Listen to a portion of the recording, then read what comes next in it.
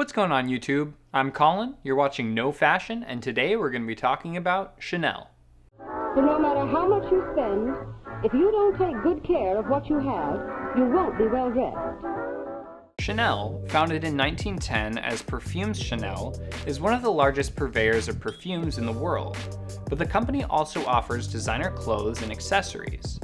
Chanel is given an estimated value of $18.5 billion. Gabrielle Chanel was born in 1883. Her parents eventually married when Chanel was 12, but shortly after her mother died, and her father sent the three daughters, including Gabrielle, to a convent in Corrèze. Life in a religious institution was strict and frugal, but she did learn to sew and gain a rudimentary knowledge of creating clothes. At age 18, she left the convent and moved to Moulins. There she gained work as a seamstress. Around 1908, Chanel began an affair with Etienne Balsan, a rich aristocrat. This enabled Chanel to become acquainted with many wealthy aristocrats and a different social circle. In 1913, with financial aid from a lover, Arthur Capel, Chanel opened a boutique selling fashionable clothes in Deauville. She made innovative use of jersey fabric, which is a manufactured cloth that proved useful during the shortage of the First World War.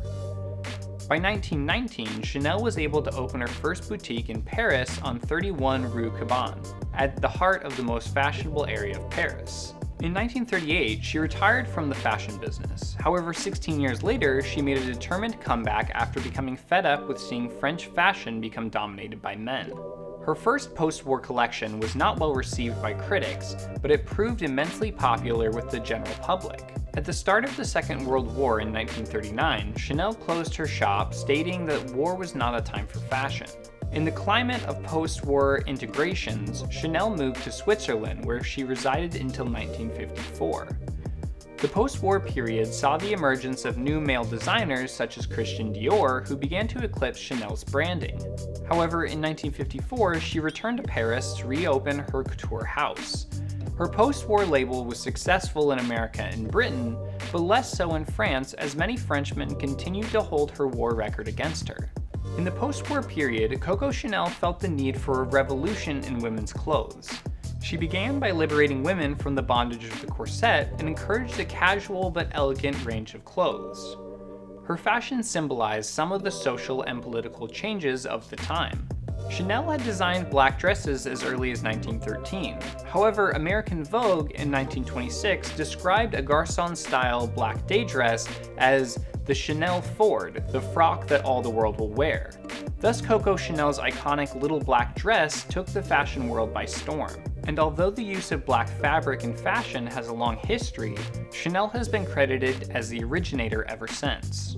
Chanel died in 1971 in the midst of preparing her Spring-Summer 1971 collection. Her personal clothing and jewelry were sold at auction in London in December 1978. Today, Chanel sits amongst the top luxury fashion brands, showing just how resilient it can be.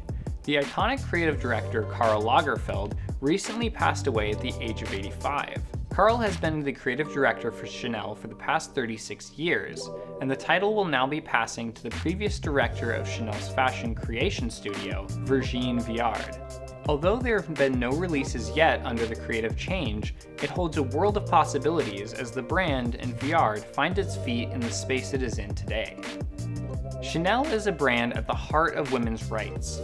It celebrates the feminine and the right to feel sexy in your own skin with a little black dress, but defies gender norms with a line of male clothing-inspired pieces. In a world that was so dominated by men, Coco managed to stand above the scrutiny and truly show her designs could shape the modern world.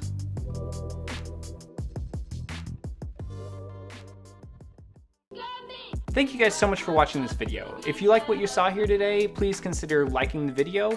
If you want to see more content like this, please consider subscribing. And if you have any feedback for me on things I could be doing better other than butchering French names, please post it in the comments section down below. Thanks.